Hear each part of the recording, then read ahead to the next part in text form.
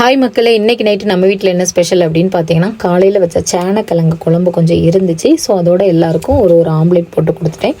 எனக்கு 2 பப்படம் பொரித்து சாப்பிட்லாம் அப்படின்னு சொல்லிட்டு வடச்சட்டியில் எண்ணெயை ஊற்றி அடுப்பில் வச்சுட்டேன். கரண்ட்டு வந்து தான் போய்கிட்டு இருக்குது. ஸோ அதனால் மெழுகுபர்த்தியை பொருத்தியே வச்சுருப்போம்.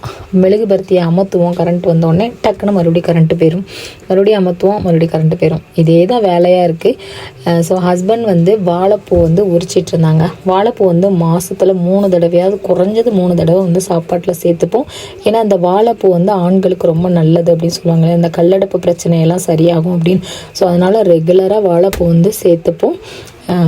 வாழை மரத்தில் நமக்கு எவ்வளோ பெனிஃபிட்ஸ் இருக்குது. அந்த வாழை இலை யூஸ் ஆகுது, வாழைத்தண்டு யூஸ் ஆகுது, வாழைக்காய், வாழைப்பூ, வாழைப்பழம், அந்த வாழைத்தாறு கூட நமக்கு யூஸ் ஆகுது பூ கட்டுறதுக்கு. எவ்வளோ ஒரு ஸ்பெஷலான ஒரு மரம் இல்லை. ஸோ அப்படியே சாப்பிட்டுக்கிட்டு இருந்தேன்னா ஹஸ்பண்ட் ஹெல்ப் பண்ணுறேன், நீ சாப்பிடு, நான் உரிச்சு தரேன் அப்படின்னாங்க. கரண்ட்டு மறுபடியும் போயிடுச்சு. வாழைப்பூலாம் உரிச்சிட்டு எனக்கு கையில் எடுத்து கொடுத்தாங்க. கொத்தாக எடுத்துருந்தாங்க. அப்படியே கட் பண்ணி வச்சிடலாம் அப்படின்னு. இதை நான் எப்படி வைப்பேன் அப்படின்னா, நைட்டே அதில் தயிர் ஊற்றி ஊற வச்சுருவேன். அப்படி இல்லைன்னா நம்ம சோறு வடிக்கிற அந்த தண்ணி இருக்கு இல்லையா, அந்த தண்ணியை கூட நம்ம ஊற்றி ஊற வைக்கலாம்.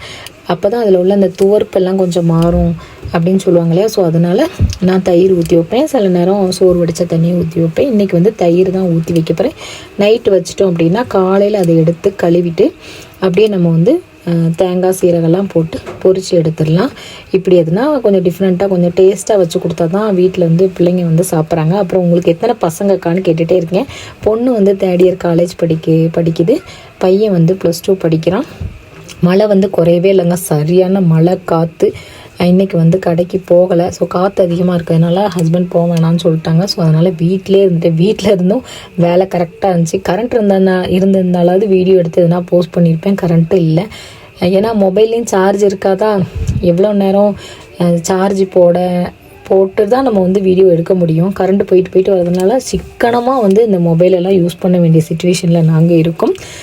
ஸோ எங்கெல்லாம் மழை பெய்யுது அப்படிங்கிறத கமெண்ட் பண்ணுங்கள். இந்த வீடியோ பிடிச்சதா மறக்காமல் லைக் அண்ட் ஷேர் பண்ணுங்கள். எல்லாருமே ரொம்ப கேர்ஃபுல்லாக இருங்க. Good night.